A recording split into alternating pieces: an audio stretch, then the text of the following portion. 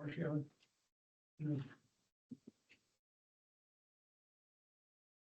guys. Oh, good morning. Morning. Go with yes. There. All right. Today is Thursday, May 21st, and we will open the Oregon Liquor and Cannabis Commission monthly meeting is now open. And would you take the roll, please? Absolutely. Commissioner Badgepie, Here. Commissioner Chowry, Here. Commissioner Glenn. Here. Commissioner Hayes. Here. Commissioner Huffman, Here. Commissioner Melidas. Here. Commissioner Minty. Here. Commissioner Warren. Here. Chairman Joey. Yes, here. And now I entertain a motion to approve the April 16th, 2026 commission meeting minutes. Chair, I'd move to approve the April 16, 2026 commission meeting minutes as written. Second. Moved and seconded. Any discussion? Please take the roll. All right. Commissioner Badgepie, Yes. Commissioner Chowry, Yes. Commissioner Glenn. Yes. Commissioner Hayes. Sorry, Commissioner Hayes. Commissioner Huffman, Yes. Commissioner Melidas, Yes. Commissioner Minty, Yes. Commissioner Warren, Yes. Chairman Doherty. Yes. And now, Heidi, there you are. And we're going to have a overview of OLCC's alcohol and marijuana licensing operation. Heidi Anderson and Danica. So thank you for being here. Thank you. Chair Doherty, Commissioners, Dr. Waziak. I'm Danica Foster, Director of Marijuana Licensing. I'm Heidi Anderson, Interim Director of Alcohol Licensing. And we're here today to give you an overview of the licensing program in general, talk about the ways the alcohol and marijuana programs are slightly different, in general overall status of the programs as they are today. So next slide. So one of the ways that licensing in general, whether it's alcohol or marijuana, are very much aligned is in supporting the agency's missions and values. One of our primary focuses is supporting the businesses that need licensing for alcohol and cannabis in the state, performing top-notch customer service, and supporting the agency's public health and safety missions through our licensing activities. So alcohol, in particular, we have a focus on several areas of the alcohol industry in the state. So manufacturers, distributors, importers, both international and domestic, retailers, and special events. Often special events get overlooked, but there are a lot of them. So think of your, blues festivals and just smaller events as well. Also helping the folks who work in the alcohol industry and service industry with service permitting and education for public safety. And for marijuana, similarly, we license the supply chain, the producers, the processors, the wholesalers, and retailers, and then recently more promotional events. And we also issue permits to individuals working within the cannabis industry. So alcohol and marijuana both have a lot of similarities in how we license businesses. And so it involves on both sides local government involvement and approval, recommendation, and feedback. And that does differ a bit from alcohol and marijuana in that marijuana has the actual land use component to that, whereas alcohol has merely an endorsement by the local government confirming that they've been informed that the business is seeking a license and that they are either recommending or not recommending or providing no recommendation one way or the other, something neutral. And that helps to keep open communication with the local governments to ensure they know the businesses that are going to be operating in their areas and that they have a voice to the agency. We also confirm that the applicant meets the licensing type requirements for the business model that they are going to be operating. We also do an investigation into the premises in the marijuana world that involves more in-depth investigation to confirm security and safety, cameras, doors, canopy grow areas, all of those things, versus on the alcohol side, we are looking to confirm minor posting requirements, what access to minors have. Do they need to be able to walk through the building? Are there no minors? What type of business is it? Do they have outdoor seating, indoor seating? All of those things that help to inform how this business will operate. And we see a lot of really great and interesting spaces that people are exploring to open up a new business.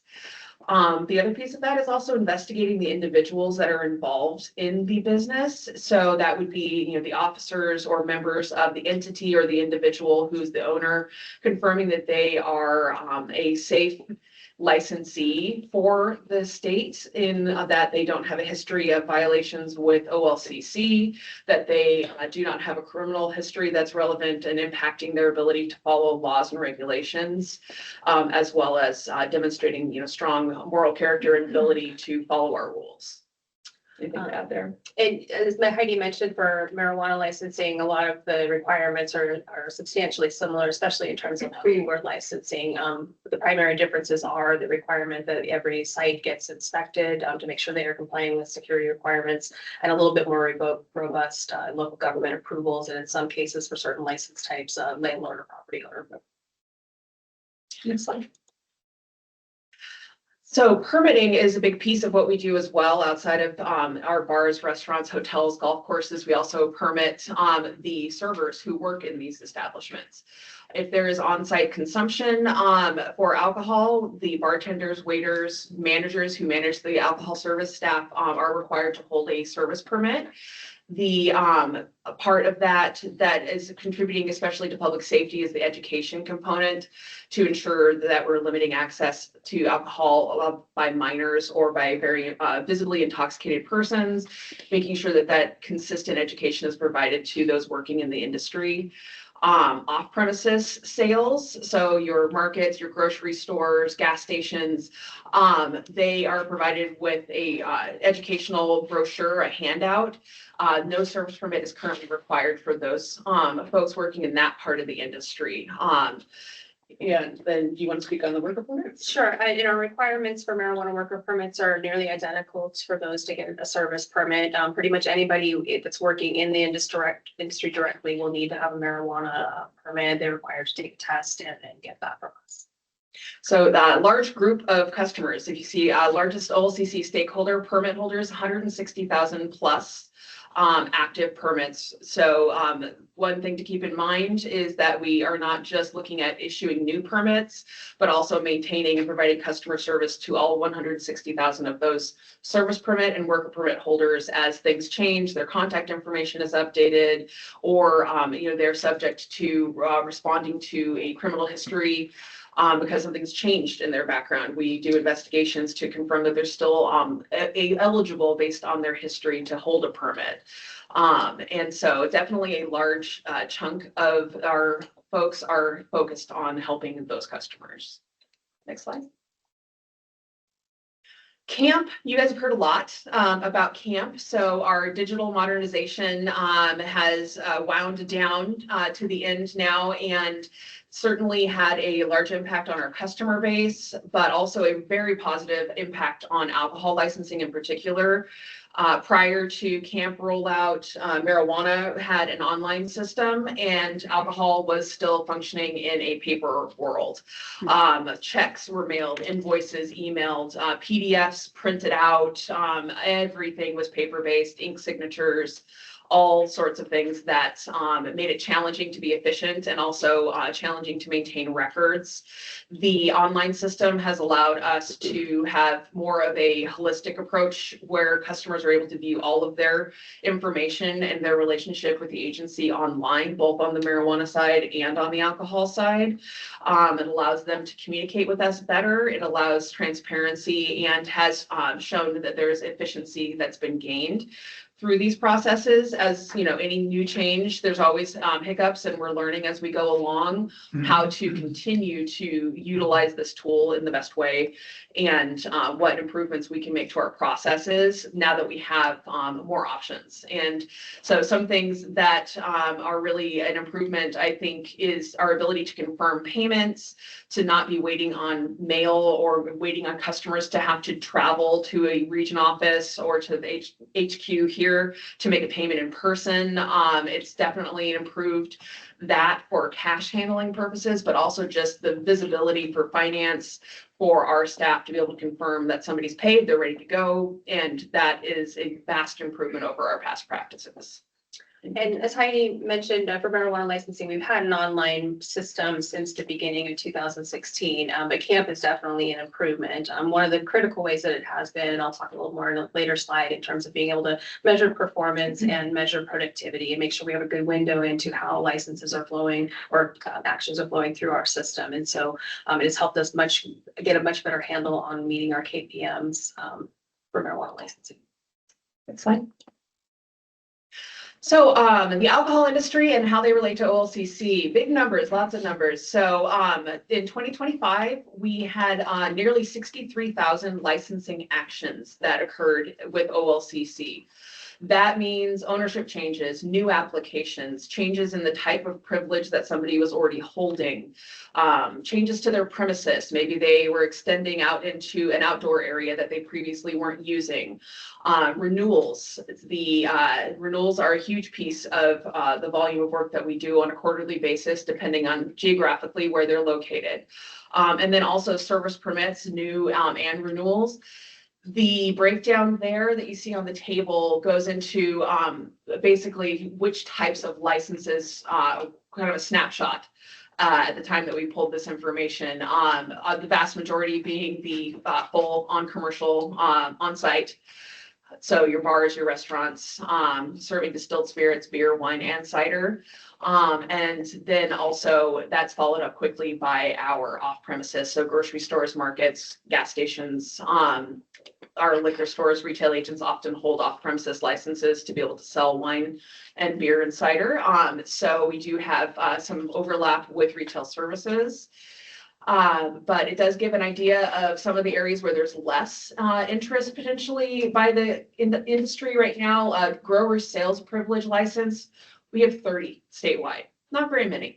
It's still there, it's still an offering, but over the years, our privileges have changed and updated and made some license types more or less appealing, depending on someone's circumstance. Same thing with breweries and brewery public houses. Historically, the numbers have definitely swung in the direction of BPs, brewery public houses, versus actual breweries due to some limitations. What's the difference between a brewery and brew? So the best way to describe the difference is, one, there's a definite price difference. So the fee for a brewery is significantly higher than a brewery public house, but a brewery public house has the ability to self-distribute their product, where a brewery has to use a distributor or a wholesaler.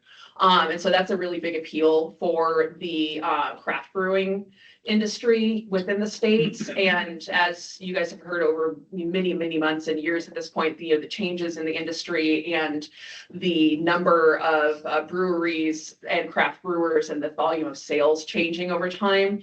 I think that is definitely shown in the numbers of those particular license types, where we have some consolidations, some of the smaller brewers getting purchased by larger brewers. But definitely a appeal is being able to self-distribute up to 7,500 barrels per year. And that definitely is very tasty for folks who don't want to be utilizing third party for distribution. Excellent. And similarly for marijuana, we have a much smaller license base, so just a little over 2,600 licensees, the majority of them being the producers, the growers, followed by retail processors, wholesalers, and labs, and about a little over 51,000 worker permittees. As you know, we do have a license moratorium currently, so no new licenses are being issued in any of these license types, but changes of ownership of businesses can occur. And so that is a lot of the work that we do, hundreds of them a year, where these licenses are just being sold to new market participants, and we process those transactions. So the alcohol marketplace, I hinted at some of this just on the previous slide. It's always dynamic. It's changing all of the time. People are endlessly creative and finding new ways to participate in the industry. And that can be challenging, but it can also be kind of fascinating to see what ideas people come up with. Some of them are feasible and some are not. But it is constantly changing. The affordability of a license in Oregon is a very strong customer service point. We have, as an example, a $400 annual fee for a full on-premises license, which is the fourth lowest in the country, significantly lower than the surrounding states. As I talked about, there is some consolidation that we've seen over some time, particularly with manufacturers, where the impacts of COVID still are echoing, and the industry hasn't seen that bounce back 100% in alcohol sales nationwide. It's going down, and so I think that's part of the game is. And to expect continued consolidation of some of the manufacturers, as well as the wholesalers. That is something else that's been occurring with distributors. We've had some great stories and great feedback from our licensees, and we really feel great as a unit with how the team is functioning and supporting via customer service. That's a big piece of what we do. So recently we assisted with the Trailblazers sale, which I know has been recently all over the news. But with that, we were notified of the kind of go live date for the change in ownership less than a week before they needed to have it done. And the Blazers were in the playoffs. And I don't know about anybody else, but people kind of expect to have a beer when they're sitting in the Moda Center watching the Blazers play in the playoffs. So we definitely needed to scramble and do some efforts to make sure that they were able to get things done in a timely manner. We had a really, really good interaction with their general counsel, and they were super approachable and very happy with the service they received, and we were able to keep things running for them. So that was a really good experience. And so I am happy to say that customer service has been really successful for alcohol licensing over this last year. We have had a lot of increase in customer interaction, face-to-face, well, voice-to-voice, I'll say, because the phones went live last year. No more voicemails. Customers are getting a live person. And we are seeing a really great improvement in customer satisfaction. The number of complaints of not being able to reach someone or not being able to get a live person have become virtually non-existent. And so I feel like I can't put a number on, the complaint change or the customer satisfaction number without doing a little bit more math, but my gut is telling me that that's been very successful for our customers and our staff. Marijuana licensing does not nearly have the history that alcohol does, but we are turning a decade this year. It has been quite a roller coaster over the last 10 years since we initially opened up licensing. The initial mission was to be as welcoming of the robust medical market that Oregon already had in terms of coming into the adult use market. So the barriers to obtaining licenses were kept low and remain low. Oregon's cost for licensure still remains some of the lowest in the country. Fortunately, that also led to quite an oversaturation in the market, both the product and licensees, and considerable backlogs of applications. So over the last 10 years, it's been quite a roller coaster of that. Since about 2018, there's been some level of a moratorium or a pause on accepting licenses, and that was codified in January of 2025, or effective January 25, but with a population cap-based licensing model, and that's what we're under right now. And so there's no new licenses that will be issued for any type until the number of licenses dwindles down below certain statutory population caps.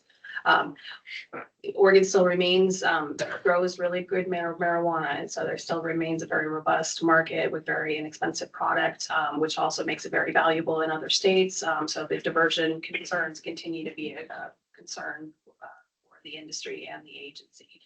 One of the things we've been able to do, especially over the last couple of quarters, is really work to utilize the tools that CAMP has given us to reduce our backlog. There were periods of time throughout the last 10 years that it could be a year or more to get somebody processed for a license. I can report as of today and for the last 7 months, I believe, we have had a 0 backlog, so that pretty much anything that comes into the agency is assigned out almost immediately. And our processing times, our KPM, the key performance measure we're expected to meet, is 85 days from time to license. Currently, we're running about 65 to 70 days, so we are well underneath our KPMs. And so our goal of going forward is it's a lot of hard work, and I really have to give a shout out to the whole licensing team. It was very much a team effort over the last 6 months or so to get where we're at today.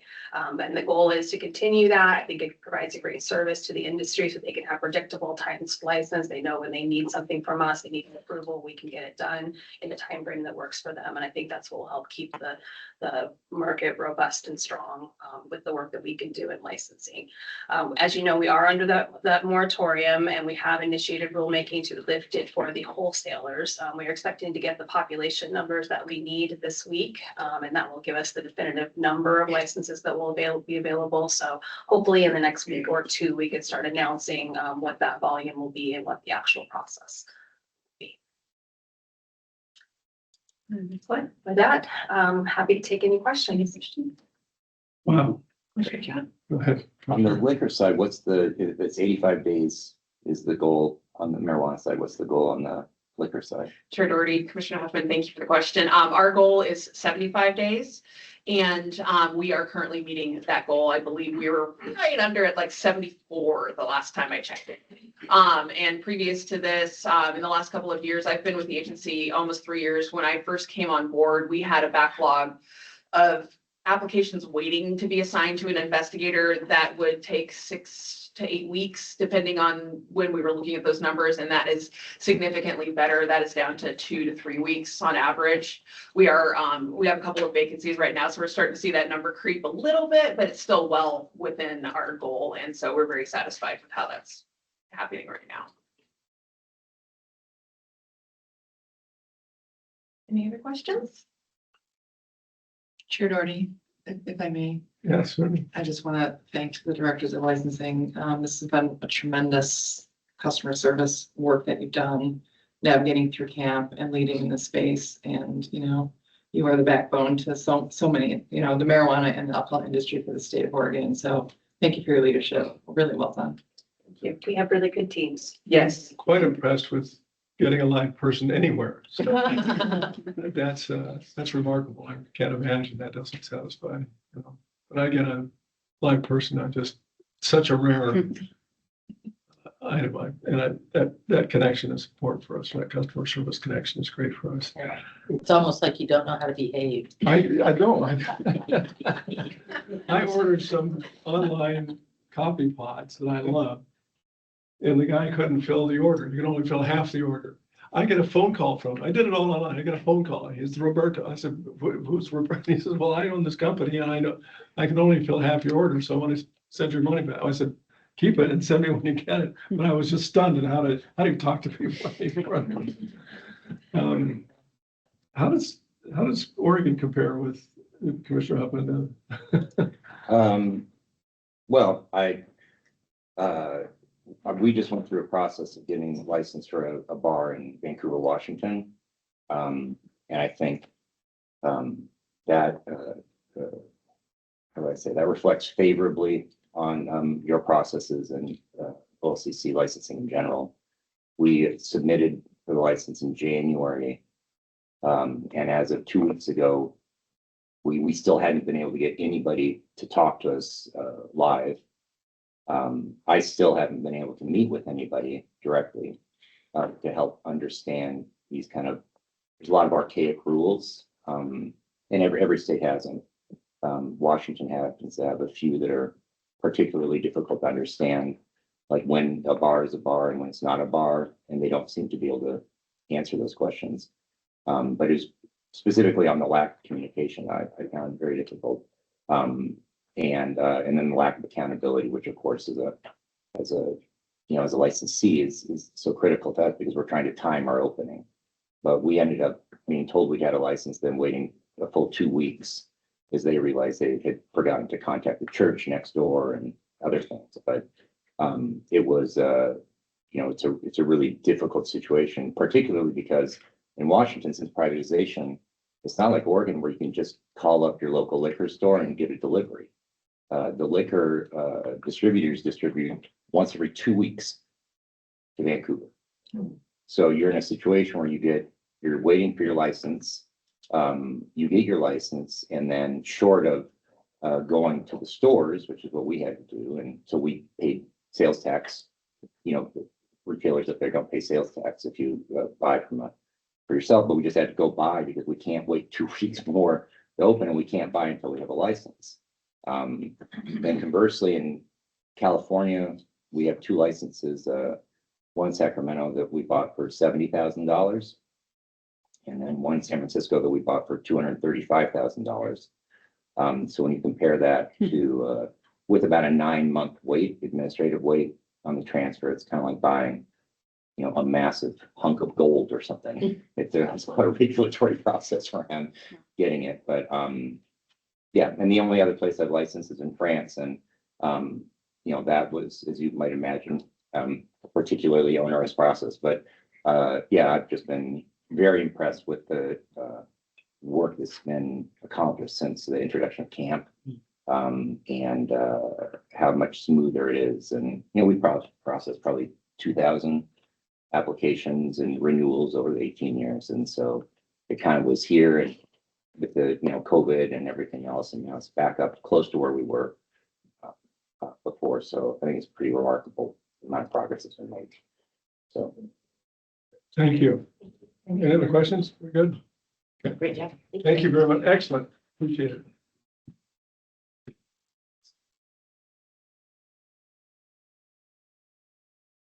And Melanie, we're going to talk to us about contested cases. Morning, here. Good Commissioners morning. Dr. Wade, Melanie Museum, Interim Director of Public Safety. I'm here to talk to you guys today and give you a little education regarding cases that actually go to hearing, what happens at the hearing a little bit, what happens after the hearing, and how the commissioners, you all are involved in that process or can be involved in that process. So as Kristen is getting this set up, you all are familiar with some of the cases every month, right? You receive the monthly settlement agreements that you all are approving or not. But really, to start a contested case, there has to be a notice that the licensee or permittee or party receives that gives them the information regarding what is the proposed violation or agency action. It also tells them what they can do if they disagree with that, if they want to contest it. Obviously, the cases are settlement. They're not contesting it. A lot of parties just default and don't ever respond to us and just get the proposed penalty. But there are some that want to contest and go to a hearing. They do have a right to that. They return a hearing request to the Administrative Hearings Division, and then the party is able to then have a hearing on the case. So if you can go to the next slide. These contested case hearings are administered by the Office of Administrative Hearings. It's another state agency, and the judges are called administrative law judges. They preside over the hearing. Most of our hearings post-COVID are done virtually. There are some instances once in a while where there are in-person ones, but most are virtual. And at that hearing, OLCC is able to present evidence and to try to prove the charges. So these hearings are similar to what any other hearing you would see. There are no juries, though. It is all decided by a judge. The OLCC case presenter representative is there, and then also the licensee or permittee and then they can have an attorney as well, is at the hearing. It goes through a normal process, opening the OLCC's case, and then the other party's case, and then a closing can be written or oral. But the biggest thing though is at that hearing is when OLCC and the other party has a chance to present evidence. So that is testimony of witnesses to try to prove their side, or physical evidence exhibits being presented. The standard of proof, so what the OLCC has to prove in order to prove a violation or an action, is preponderance of the evidence, more likely than not that something occurred. You can go to the next slide. So at the conclusion of that hearing, not that same day, but at the conclusion of the hearing, the ALJ's job is to issue a written proposed final order.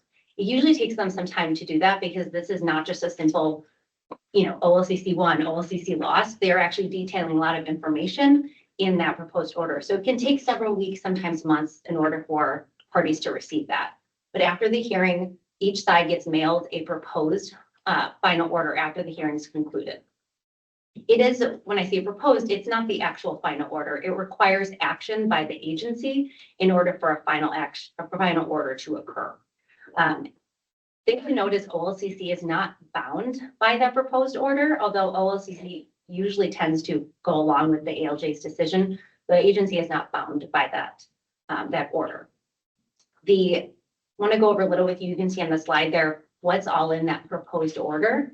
It details a brief kind of procedural history of the case, the issues that were being decided, what the violations are, or the proposed agency action.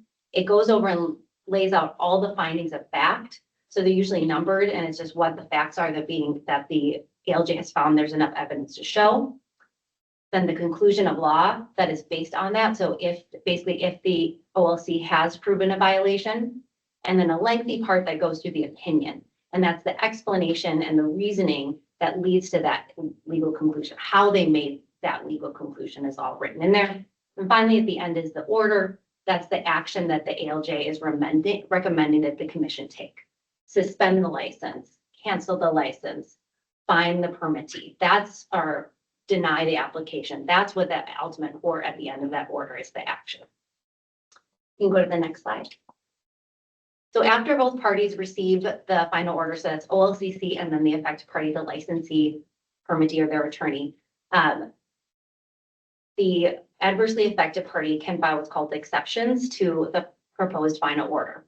These are written objections to those proposed findings or recommendations.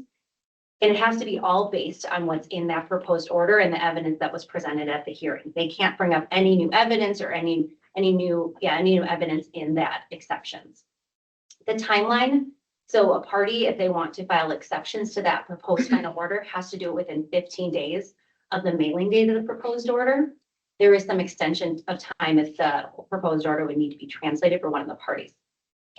So if no exceptions are filed within that time period by the other party, the OLCC needs to issue a final order within 90 days from the date that that proposed order is issued. Again, OLCC is not bound by that proposed order, but we usually do go along with what's in that proposed order. For your note, those are cases that you will also not usually see in front of the commission. There's a delegated authority that our Director Wasiak has in order to sign those, and they are then issued as a final order. The ones that you as a commission will usually see are when exceptions are filed by the other party. That case will then be presented at a commission meeting. We'll go to the next slide. So prior to the commission meeting, you all would receive materials in preparation for that. So that is a copy of the proposed final order and then a copy of those written exceptions. At the actual commission meeting, there's oral arguments provided by the case presenter, the OLCC staff, and the other party or their attorney. And they would be presenting arguments to you all about what they would want you to do. Usually the format is the OLCC staff person, the case presenter would go first, tell you a little bit about the facts of the hearing, what happened, and then give you the agency's recommendation for how they would ask you to act. And then the other party, about the exceptions, would state what they would want you to do and the reasons behind that. There's also an opportunity during that for you all to ask questions. The other thing to note is that the commission can only consider evidence that was on the record at that contested case hearing. So any of the arguments that are being brought up at the commission meeting cannot present any new evidence. It can only use the evidence that was presented at the original hearing for you to make a decision. So what is your decision? You have to decide if you're going to adopt the proposed order as written or modify it in a way that's being presented to you by either OLCC staff or the other party. Any substantial changes to that proposed order would need to be identified and explained in the final order when it's written. At the commission meeting, after both sides give their presentations and you've had the chance to ask questions, you would then go back and deliberate about what was presented to you. There's also a chance for you to receive advice from counsel during that time period as well. Afterwards, you come back and you vote on what you want the decision to be. Do you want to adopt the order? Do you want to modify it, and if how? So you would have a vote then on the record. After that, the final order is then changed. If it needs to be changed at all, it is modified, and then it's signed by Director Waziak, and then written copies are issued to all parties. You can go to the next slide. After that final order is issued, then everyone still has a right to then appeal it even further to the Court of Appeals. That's called judicial review. So parties have a right to appeal the final order, whether or not they file those exceptions that I talked about. But if you're going to file an appeal, it must be done within 60 days of the issuance of that final order. Those cases you might hear about, but they're not coming back in front of the commission. They're going off to the Oregon Court of Appeals, and the OLCC is represented by the Department of Justice, that appellate division, for when those cases are being handled at the Court of Appeals. That is a very lengthy process. If you are familiar with any cases that go to the Court of Appeals, there's multiple levels of review. There's the appellate court and then potentially the Supreme Court as well. We still have some cases that have been there for years that are still waiting to go through the process to have a final review. The other thing to be aware of as well is that after a final order is issued by the commission, and if they're going to then appeal, the other party can ask also for a stay of the final order, final action in the order. So that can be requested along with the petition. If it's granted, it stays the sanction that's in pending the appellate judgment. So if a party their license is canceled.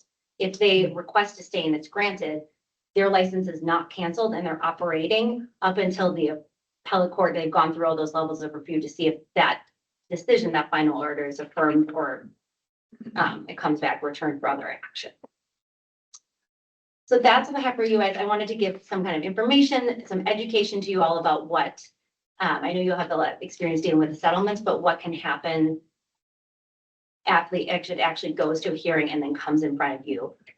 If exceptions are filed for that final order. I'm also, if you have any questions, I'm happy to answer them. Commissioners?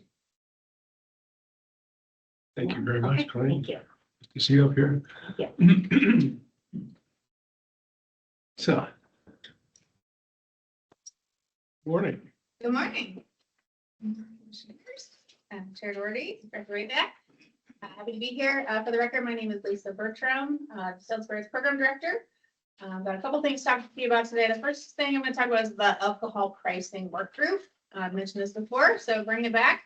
At the April 2025 commission meeting, the commission voted to have Commissioner Miletus head up an alcohol pricing work group.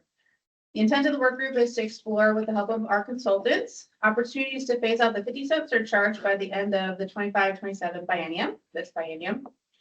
Since that meeting, our procurement team has put out an RFQ, or a request for quotation, to get an outside entity to do this work. We awarded a contract to RSM US LLP, they're the fourth largest accounting firm in the nation, to provide this service. So RSM will conduct a financial analysis, revenue forecasting, and market research for the work group. It'll propose funding options and recommendations. Those will be given to Director Waziak. And then she will then provide a report to the commission at a future meeting. So staff was directed to bring recommendations for the work group back to the commission for approval. And that's why I'm back here talking about it. So for your consideration and approval, Commissioner Melitas will head up the work group with participation from the following OLCC staff. So Lisa Bertram, myself, Distilled Spirits Director. Rich Evans, our interim Deputy Director. Mark Event, the Distilled Spirits Business Services Deputy Director. Jennifer Townsend, Distilled Spirits Purchasing Coordinator. Marina Copeland, GIS and Tableau Specialist. And Tyler Glaze, our Alcohol Policy Analyst. Commissioners? And we'll need to have a, excuse me, I'll entertain a motion for the alcohol pricing work group. Approval of those. Yes. Commissioner. Move to approve staff recommendations for participants of the alcohol price work group as proposed. Second. Moved in second. Any discussion? Please take the roll. Absolutely. Commissioner Badgett, Yes. Commissioner Chowry. Yes. Commissioner Glenn, Yes. Commissioner Hayes. Yes. Commissioner Huffman, Yes. Commissioner Melitas. Yes. Commissioner Minty, Yes. Commissioner Warren, Yes. Chairman Doherty. Yes. Thank you, Lisa. Yes. That motion carries. Thank you as well. So we'll, internally, we'll put together the work group with Matt's help. We'll do a, kickoff with our SM and go from there. So thank you for that. Thank you. Good job. So the next thing, the construction updates of the Meadowlark Distribution Center down in Canby. My favorite part of the meeting, for sure. So things have been moving along really well down in Canby. As I talked last time, we were working on the schedule to get, I believe I told you about TCO, so our temporary condition of occupancy. So that's something that we have achieved, and I'll show you that in the presentation today. And it's a little bit briefer today, but if you could go to the next page. So this is what the site looks like today. As you can see, the building's almost completely done. There's one little panel that still needs to be painted there on the south end. But really the construction is complete on most of the outside functions. We're doing some landscaping now, and really just getting the site ready to demobilize the construction crew. So next slide. So we'll talk briefly about some things that are going on. So interiors, I'm still working on some finishing touches on the inside, exteriors, that landscaping and some other areas, and then the schedule. I'll hit briefly on that as well. So really when you go there today, we are in our 30-day run time, which means everything is up and operational. So lights are on. This is the view from our admin office, but really, all the things are operating as we need them to. So fire, light safety is all in place. Security cameras are up and running, being looked at by staff right now. Some of the areas that we're particularly proud of is our rework area. So where we do damage. So if we have damaged product, it needs to be either recuperated into new cases or cleaned up and put into our bottle pick area. So this is our brand new area. Right now we have a sink in the corner of the warehouse. So this is a big upgrade for us. We're pretty excited about it. That's Alan Rowe there looking at the sinks. It's a good one. What was that ductwork right above? So the ductwork is for venting. So as you're pouring out, any types of alcoholic spirit, it can get a little sticky up in there. So whether you're doing creams or tequilas or all of it above, the venting actually helps keep the workers safe and not having to inhale those distilled spirit fumes. Just some more of our, interior of the space is going to be, that OLCC blue. So we're working on all those kind of interior touches. There's Alan Rowe again, showing off the interior space. So this is the office space. We'll have, kind of big open spaces for folks. The building itself is kind of light and bright. It's pretty awesome to be in there. It's just some nice office spaces. This is our driver lobby. I think I've talked about this before. So when we have drivers or lumpers come in, this is a space for them to kind of hang out. So they're not just hanging out in our parking lot or, somewhere else, but also allows us to get paperwork from them and get them where they need to go. Some of those, out here or exterior spaces, we have all of our parking lot striping and signage is done. And really what they're working on now is that front entry still needs to get our OLCC logo on it. And then they're finishing up landscaping.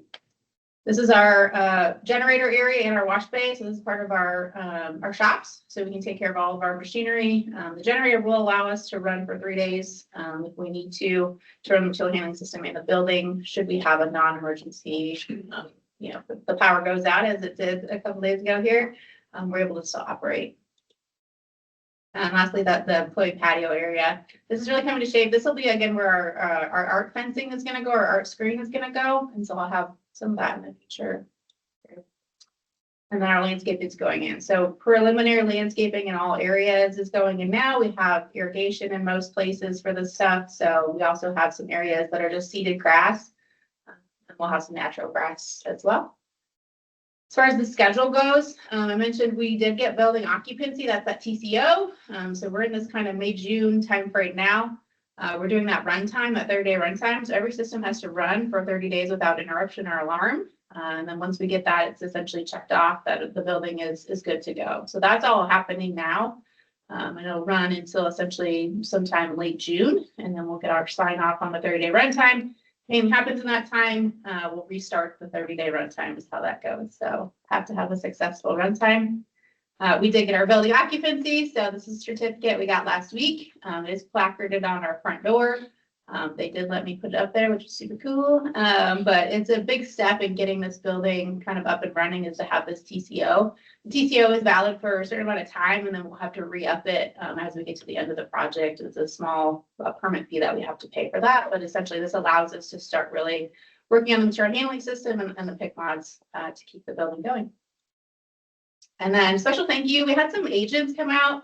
The agent from Canby, Heather Dorn, and her husband, Andy Dorn, he's the Silverton agent. They came out last week and gave him a preliminary tour of the warehouse. We also had some OLCC staff, Allison Smith, our retail services deputy director, Grant Hackworth, the district manager for Canby, and Alan Brower, our distribution services deputy director. So really good and fun to get some agents out there and seeing the building. They're really positive. We had a great interaction. They asked a lot of great questions. They're very excited. So it was great to have them out there and just kind of spread the goodwill of what we're doing out in Canby. And lastly, a fun fact of the day is the Meadowlark sings 2 different regional dialects, a Western and an Eastern. And they can even recognize and respond differently to accents from other sides of the country. Which I thought was pretty cool. So, with that, any questions on the distribution center down in Canby? Thank you and congratulations on the TCO. Yeah, Yeah. that's a big one. That's a big deal. Yeah. Commissioners, Still on time, on budget? As far as what the schedule says, yes, we're definitely on time on budget. Budget is something that we're monitoring closely every day. So as we're getting out to the end of the project, most things have already been decided, they're already in the works. We do have a pocket of money left over on our contingency that we're using to get to the end of the program. So we have an owner's rep coming group that does a good job with our budget and make sure that, we're making decisions that keep us on track. who's our owner's rep? Coming group? Okay. Awesome. Thank you. Makes sense.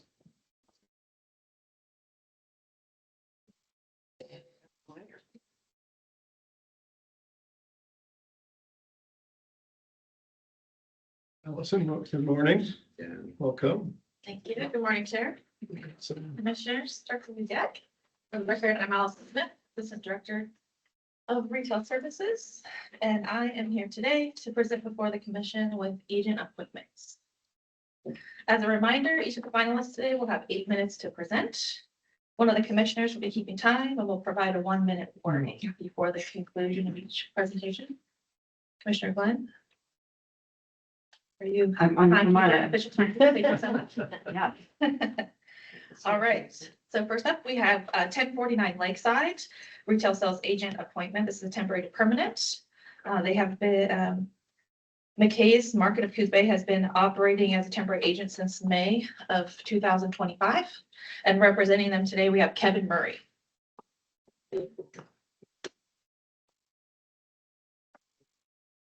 Morning. Thank you for good morning. Welcome.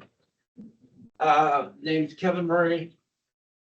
95702 Morgan Lane, Coos Bay, Oregon. I'm representing McKay's Markets, presenting for store 1049, Lakeside, Oregon. And we'll just wait Bear for with me just a moment here. Get your.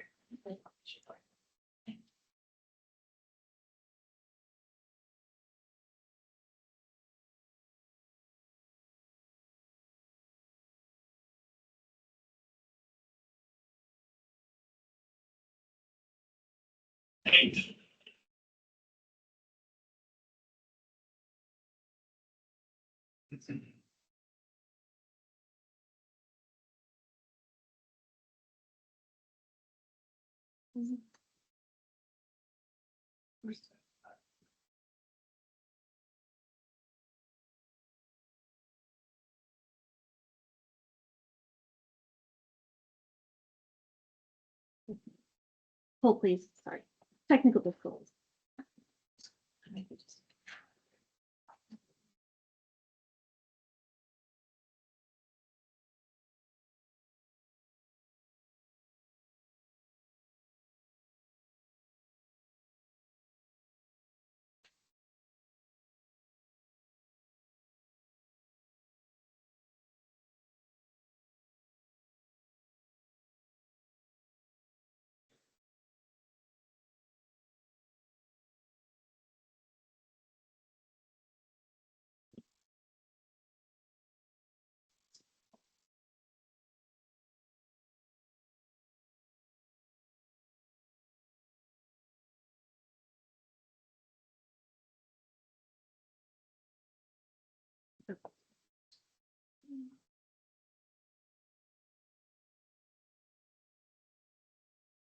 Okay.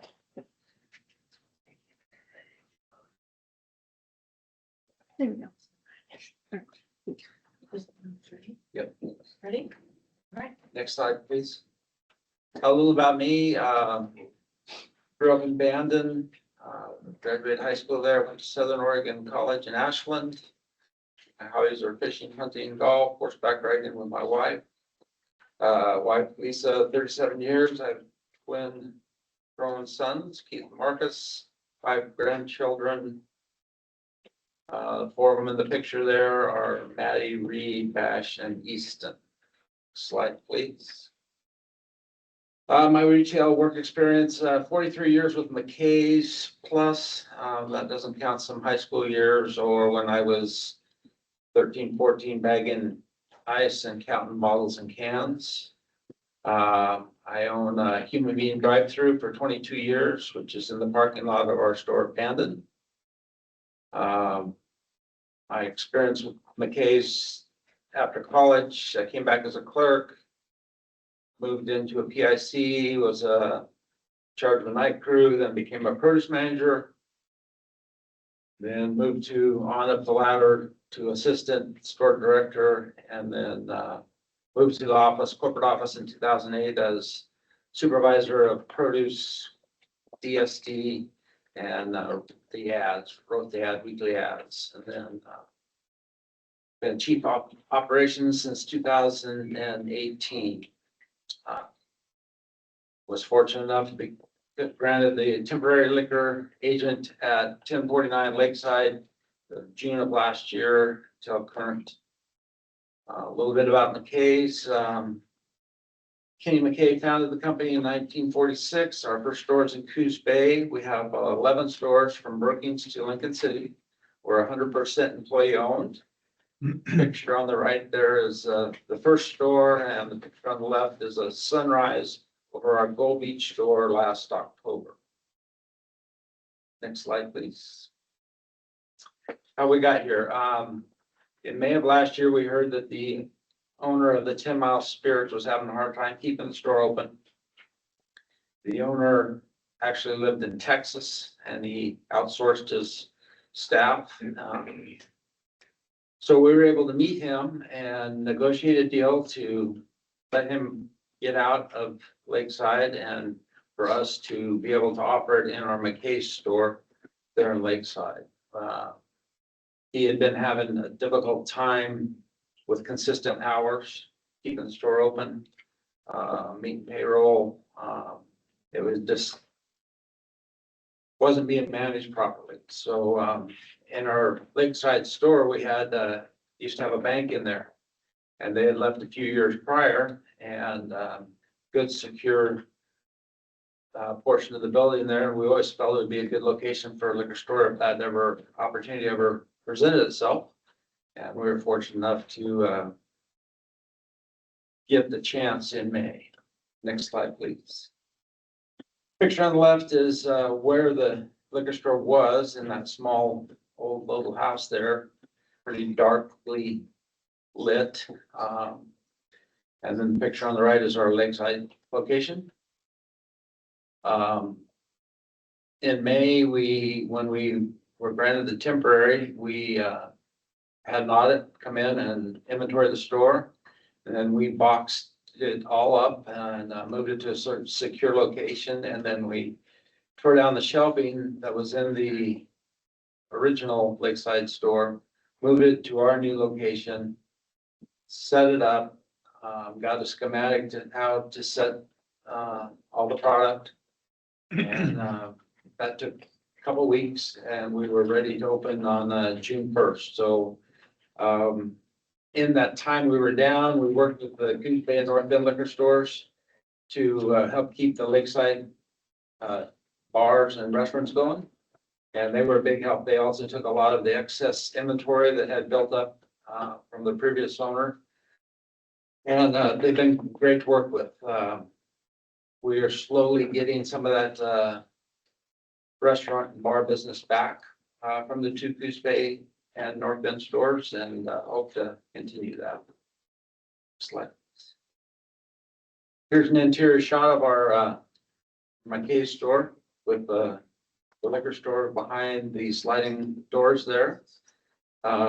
We now offer consistent hours for the customers. We open at 7:30 and we close at 9 during the summer months.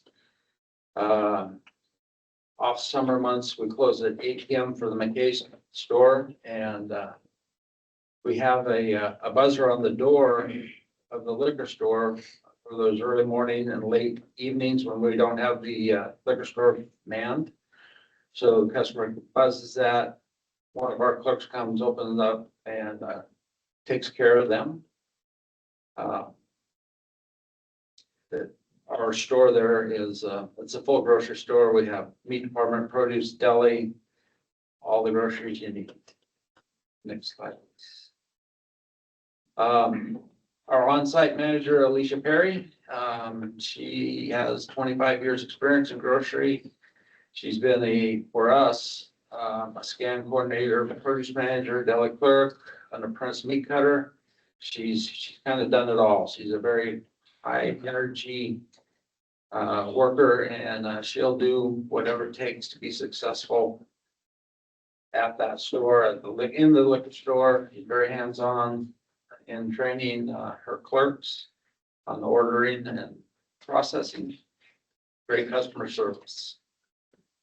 Slide, please. Conclusion, by bringing the liquor store to McKay's, we're able to offer our customers one-stop shop. Like I said, we have a full-service grocery store. Grocery store itself is about 25,000 square feet. And we have the meat department, produce, deli, ice, all of your grocery needs. We also offer RV and fishing supplies for the campers at the parks and the lake. We're right next to the 10-mile marina, and we're the only liquor store in town. 1 minute. 1 minute left. Thank you. As I said, we'll work with the bars and restaurants to help keep them supplied, and we want to offer a great shopping experience while following OLCC guidelines of responsible retail. Thank you.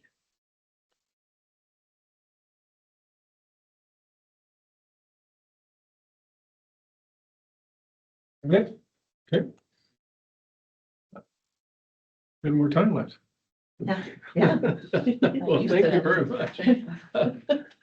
Commissioners, questions? I don't have a question. I just really appreciate you going through the history of how you got here and the creativity of the doors and how you staffed. So I appreciate the insight. What are your guys' projected sales now that you've integrated the store into your existing operations? Like I said, we lost most of the bar business, and we are working hard. Our store director, Alicia, is visiting all the bars and the restaurants, letting them know that we'll take care of them right there from our location. So we believe that once we get that business back, we'll see some growth, especially with the extended hours we're offering customers. Excellent. Thank you. Thank you for your time. Thank you. All right, next up, we have 1107 Portland Senior Mill. Retail sales agent appointment due to a resignation. Before I invite the finalists up to present, I'd like to take a moment to recognize the outgoing agent of Cedar Mill, Randy Guerra. He's not here today, but just wanted. Good morning, of course. Okay, good. Nice to see you. Thank you. Welcome. Thank you for being here. My pleasure. Thank you. All right. So during his more than 23 years of service at 1107, Randy has overseen significant business growth and multiple expansions of the store. Having been an agent before stores were permitted to open on Sundays, make bar deliveries, or sell beer and wine, he takes great pride in the fact that Cedar Mill Liquor was consistently among the first operators to implement new industry standards. Randy has also fostered the growth of his team, and he shares that seeing two of his former employees become agents has been particularly rewarding. Jeff White now serves as the agent of 1281 McMinnville North, and DJ Wolf is the recently appointed agent of 1004 Redmond South. This is not a complete farewell. Randy will continue his service to the OLCC as the current agent of 1181 Hillsborough Tannisthorne. He'd like to extend his best wishes to the incoming agent and looks forward to facilitating a smooth transition. So, thank you again, Randy. Thank you. And now I'll invite up our first finalist, representing Urban Properties LLC. We have Herb Miller. Good morning, commissioners. Morning.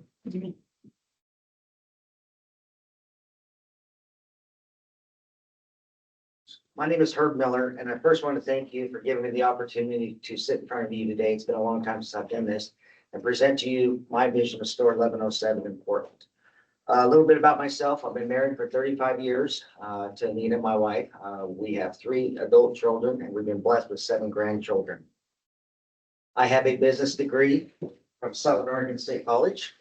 Stop to hear that.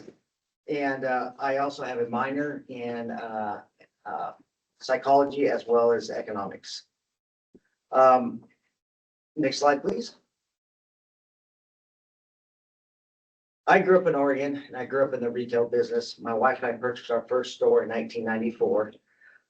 Currently, I am president of Ham Markets Inc. and I oversee 4 convenience store locations, 2 of which actually have OLCC stores within them. So I'm very comfortable and very familiar with the policies of OLCC and the requirements to operate a store. Additional past experience, I was deputy sheriff for Jackson County for 8 years. This gave me great experience of talking with people, people that are intoxicated. And it also taught me how to gather up all the evidence of a crime such as theft and put it down in a report to get convictions on people that have been thieving from us. Next slide, please. Oh, I'm sorry, I'm one. Would you go back one slide? Thank you. My operational philosophy that I use to operate all my stores, first and foremost, it's putting people first, and this is both my employees as well as my customers. I also focus a great deal on customer experience, and this means getting the customer excited to come into my locations. And this is accomplished by such things as piping music into the stores, having all my staff greet the customers as they walk into the stores, having walk through the stores, talking with the customers, and also wearing t-shirts or polo shirts with name badges so that the customers can recognize who the employees are. I also strive for operational excellence in my locations. I always have, and I always will focus on a clean, safe, and very well-lit store. The product that is offered will always be in line with current trends and customer shopping habits. I'll come back to that in a little bit later here with regards specifically to ready-to-drink cocktails. Then I also focus a lot on compliance and community stewardship. I view this as actually being an extension of customer service because we owe it to our customers and our community to make sure that we are being responsible vendors, that we're not selling to minors, that we're not selling to intoxicated people. And this is done simply by training over and over again. Now, from here on out, I would like to talk about ways that I want to improve the store. And I just want to say that everything that I present in this commission is just looking at business in a different way than Randy has. This is in no way a dig on the way Randy has done business in the past because he's a very good operator. I just want to point that out. Next slide, please. Okay, this is my store layout that I'm proposing and customer flow. I feel that this layout and category placement allows the customers to find what they are looking for in a timely manner. This will also be accomplished with new category signs. The ones currently being used are attractive, but it's just time to change things up a little bit. I also have two more items I'd like to point out here, and that's in the bottom there in that circle. Those are my seasonal items and barrel selects. This is a dedicated area to display seasonal items for holidays. This is where we are going to build displays, large displays, and get customers' attention for the holidays as well as sporting events. The products displayed and the timing of the displays will be determined in advance from taking advice from my district manager, from the vendors, my employees, as well as my customers. And the last item I want to talk about is at the left-hand corner, there's the tobacco. Currently, Randy does not sell cigarettes in his store, and I get it. The tobacco companies are very difficult to deal with. I have done business with them for over 30 years, so I know what they're looking for. And the thing about cigarettes is it simply is used to bring people into the store.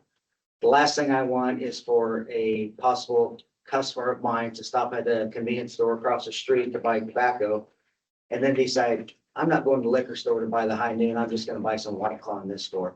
I just lost a customer. Next slide, please. Here are some current examples of merchandising opportunities. You can see the one on the left there. The end cap is higher than the inline gondolas. It blocks the vision of the customers as well as the employees.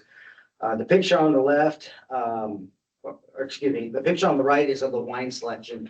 Wine is another thing that brings people in the store. And if you're going to have a section like this, we need to keep it full. Next slide, please. More merchandising ideas.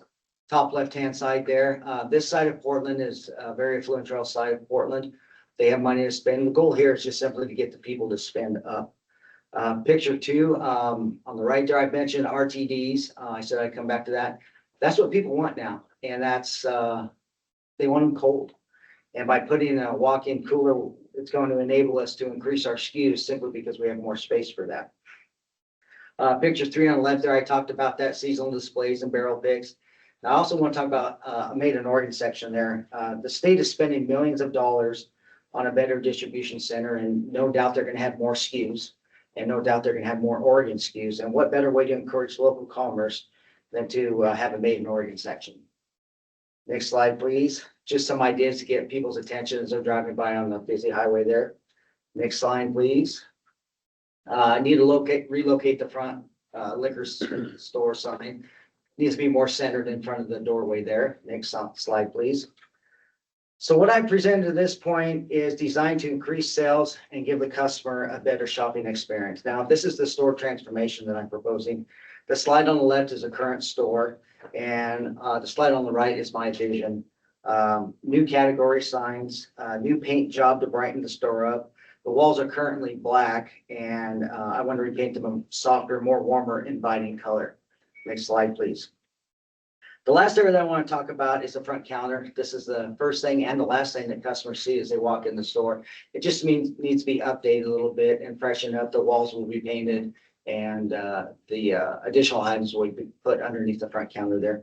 Next slide, please. Here's my economic plan. First thing I want to point out is the economic hardship the store has seen from a decline in sales over the last 3 years. 1 minute left. Thank you. I feel that with my vision of the store, along with experience, we'll bring the store back to numbers it's seen in the past. On the right there is my funding. I just want to point out that I am self-funded in this store, which makes it a lot easier to put money in the store when I don't have a debt load to pay back. Next slide, please. Due to lack of time, let's skip that one. Thank you. Now, all that I present here is nothing more than my ideas and me telling the commission what I want to do with the store. The best way to predict for future performance is to look at past results. Please look on the left there, and this is the market performance of the 4 closest stores of store 1276, of which I am an agent for. They have seen a 7% decline in sales over the last 5 years. Now compare that to my store over the last 5 years, we have seen a 19% increase. Now, this has been accomplished foremost by my employees. It has also been accomplished by asking customers what they want and making sure we have those items in. And okay, one last thought. Also, I'm prepared to put a bunch of money in this store, and I found in the past that when you do remodels and you think them out, the remodels pay off, and I'm willing to put some money into this location. Thank you. Thank Any you very questions? much. Commissioners? Questions? Thank you. Thanks very much. All right, next up, we have Jacob Miller. Any relation here? Not hiding in the back, absolutely. It's my son, very proud of me. Feels weird. I'm like nervous already because I want my dad to do a good presentation. And I don't want to beat him. So a weird situation.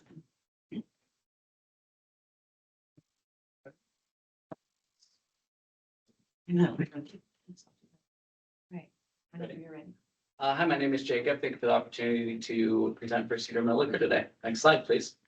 So my operational approach is we got to stabilize, then rebuild, then elevate. I'll go through each one of these bullet points in more detail. Next slide, please. So first we got to stabilize. This store's kind of unique. Randy had a long-term manager that actually had some theft issues. So he obviously was let go. New manager was brought in, did such a good job that he's the Redmond agent now. So, he's gone. So I think the first thing, there has been a lot of stability for the customers. Randy's got another big store in the area and the staff, obviously. So, that really starts with me just being there, being hands-on, making sure I have clear expectations for the staff, and then, daily operational accountability. That really goes into compliance and control. They actually got a ticket about a month ago for selling to a minor. So we got to fix that first thing. Use the tools you guys have given me that I've had success training, and just kind of changing the culture in general of the staff, even thinking about things like inventory and shrink. Next slide, please. So once we stabilize, then we can rebuild. That's putting processes in place, making sure we're ordering properly, receiving properly, checking the items in, not letting items go out the door. And it's daily accountability with that. Again, if we're missing a bottle, you don't let that bottle become a case. We got to figure out the problems right away. Merchandising. There are some holes in this store, so again, it's just making sure the staff's trained properly. If it's not on the shelf, you can't sell it. Even talking with vendor partners, that's super helpful. And then performance tracking, data is really important to me because that's how you can really find those holes. So I got to make sure, I get in and get everything lined up in that. So next slide, please. So once we do that, we kind of have a foundation now. Now we can work on elevating. So I want to do a quick little rebrand. You see that at the top right. The store experience is big. Again, improve the layout. Make sure it's clean, well lit, safe, improve the customer experience as a whole. Product expansion is big. Again, once we prove we can stock what we have, then I want to expand on some products. And then the long-term growth, again, that is having the data proper, constantly analyzing the data, and then talking with, the DM Brian, talking with the agents to figure out, okay, we're good here, but we're kind of weak here. So what do we do? Do we need to, change the store layout? Do we need to put an end cap here or whatever that might be? Next slide, please. So here's the proposed layout. If you look to the right, beer cave's big, just gives us more selection, which drives foot traffic. At the bottom, I want to bring RTDs in that cooler that will also, chill them and larger selection. And then the barrel picks too at the bottom. Those are gondolas right now, kind of running up and down. So this just opens up the store, kind of gives it like a foyer feel when you walk in. Next slide, please. Again, we have an over-the-counter sales issue here, so I just want to get old school. We're on a well-trafficked thoroughfare. Let's just throw some signs out there so people can see us and remember that we're there. Next slide, please.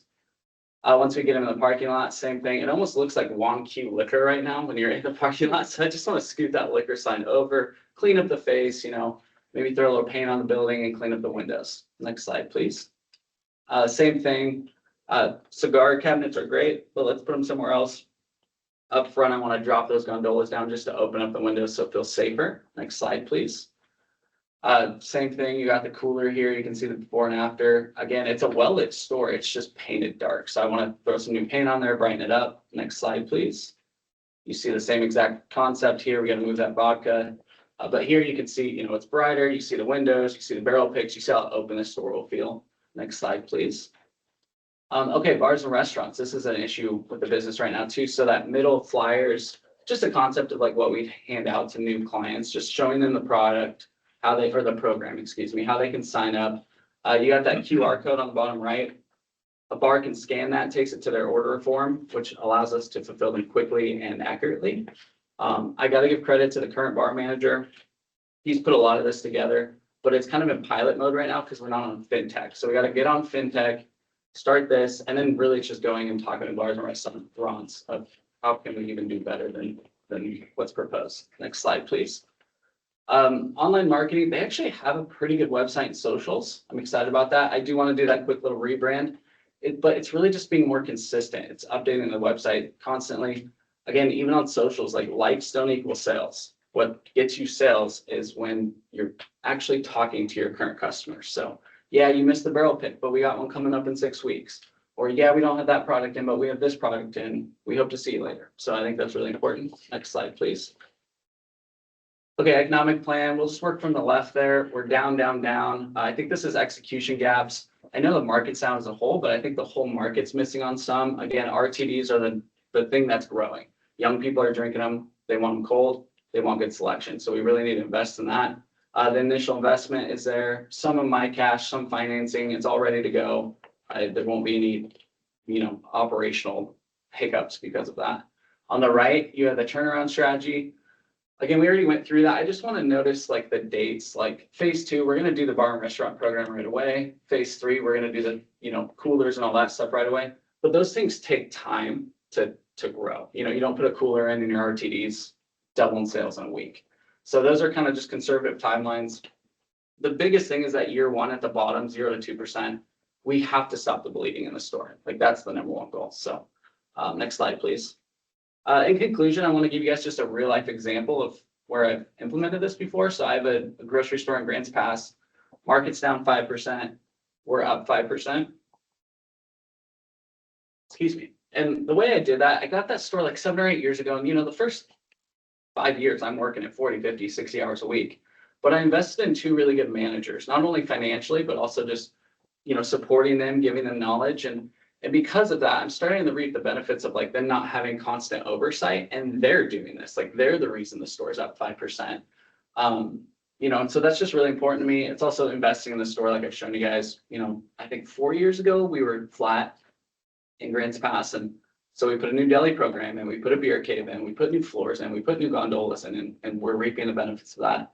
It increases foot traffic, but also the basket size. And then it's just listening to customers, being a part of the community. Making sure we have the right product selections, and that's really what, creates loyalty and repeat visits. So, I think that's it. You guys have any questions? I should have asked your dad this question as well, but, what's your assessment for why the sales decline has been relatively precipitous, right? I mean, it went from 8, 22. Can we go back actually? 5. Is that okay? Just so we can see that. So $1.5 million in decrease.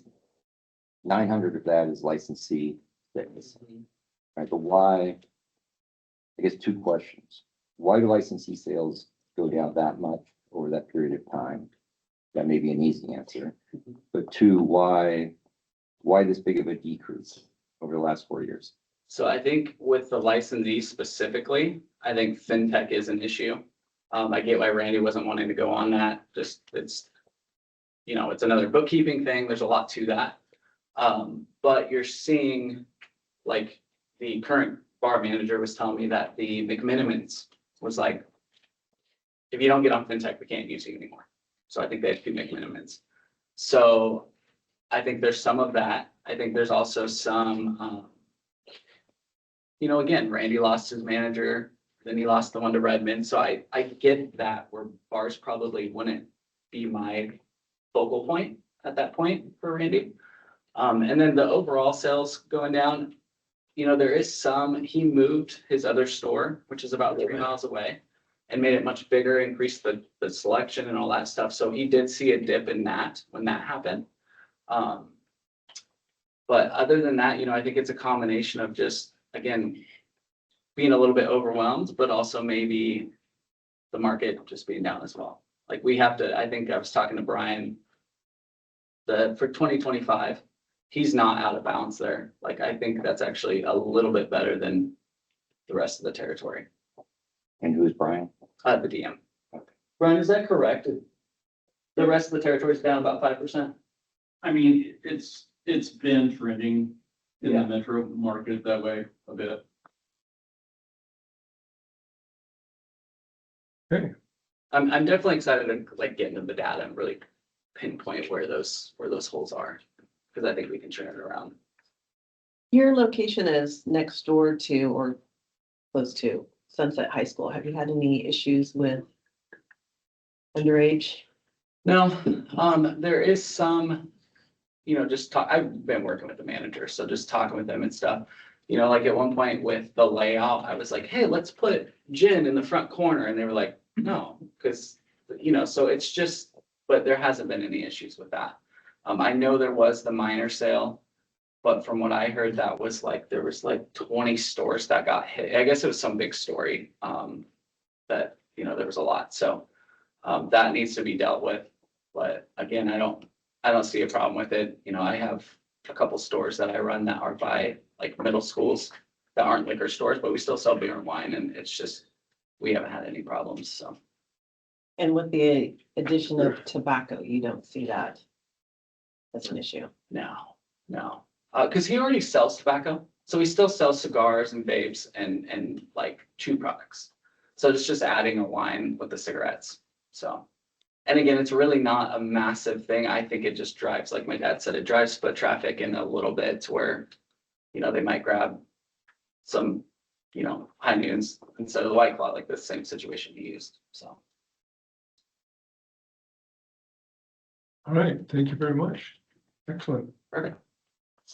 So we are going to take a break here from the executive session to consider employment of a public health firm for staff pursuant to ORS 192-6602A and recess to discuss, in public meeting, discuss proposed stipulated settlement agreements. Just case under ORS 183:7 and as authorized under ORS 193.6901. Thank you. We'll be back.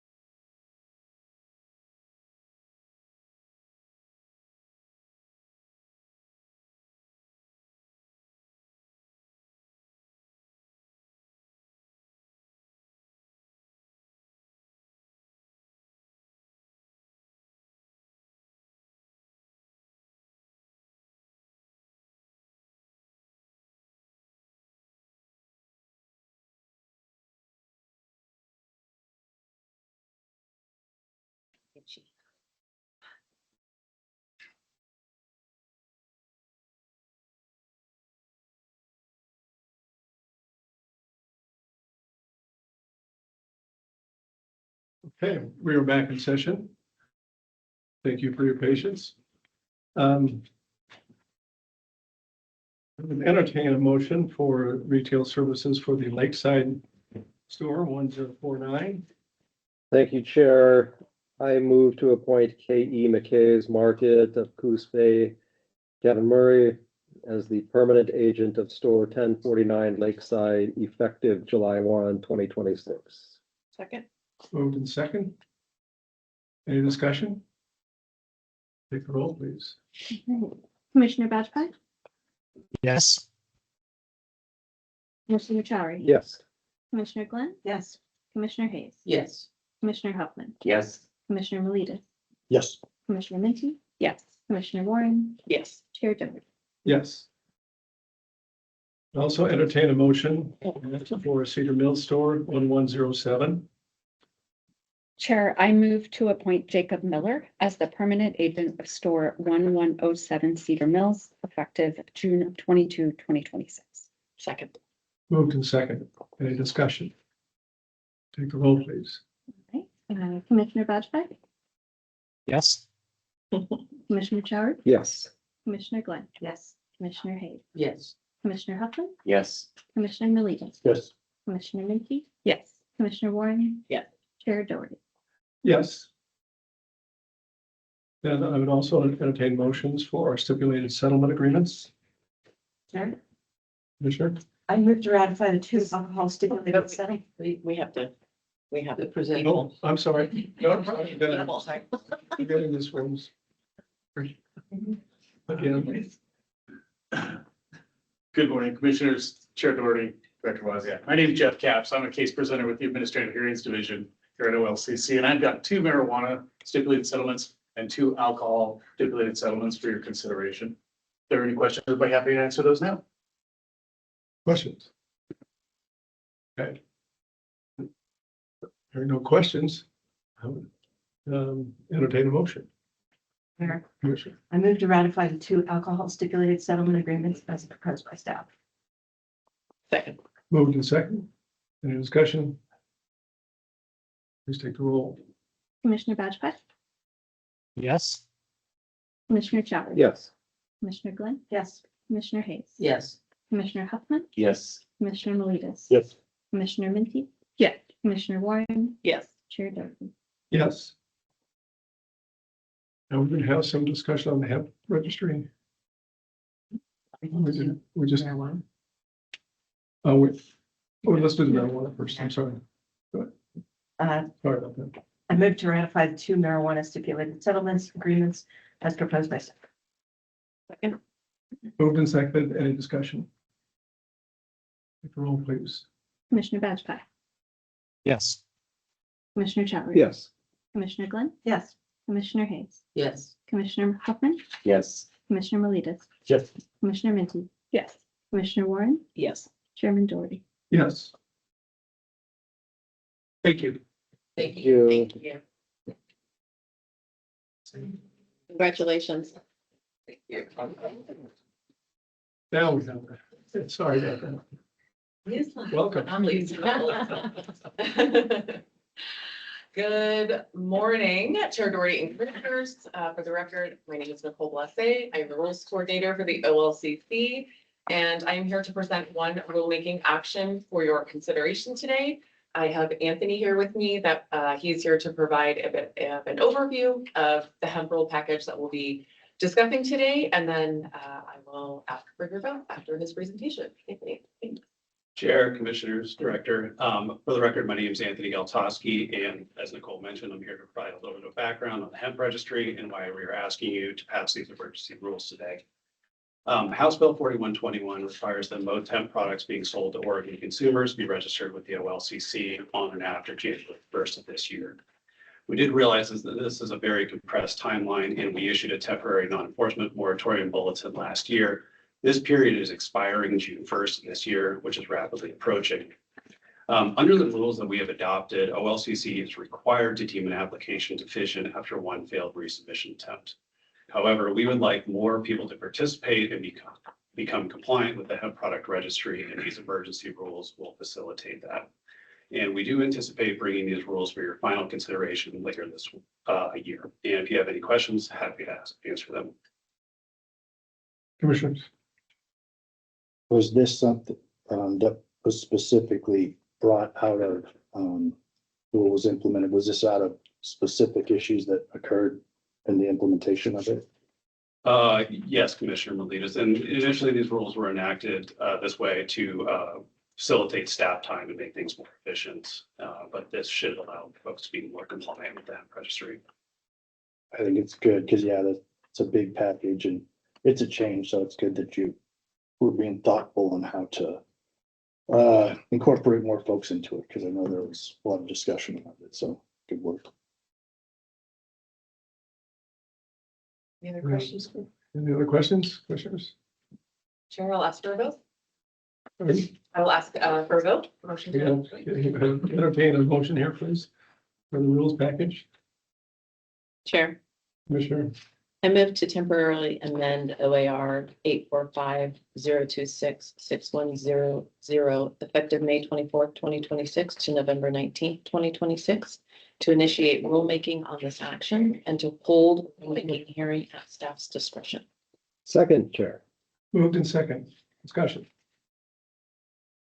Please roll, please. Commissioner Badgepot, Yes. Commissioner Chowdhury. Yes. Commissioner Glenn, Yes. Commissioner Hayes, Yes. Commissioner Huffman, Yes. Commissioner Melidas, Yes. Commissioner Murphy? Yeah. Commissioner Warren? Yes. Chair votes. Yes. With that, we are adjourned. Thank you. Thank you all. Hi, everyone.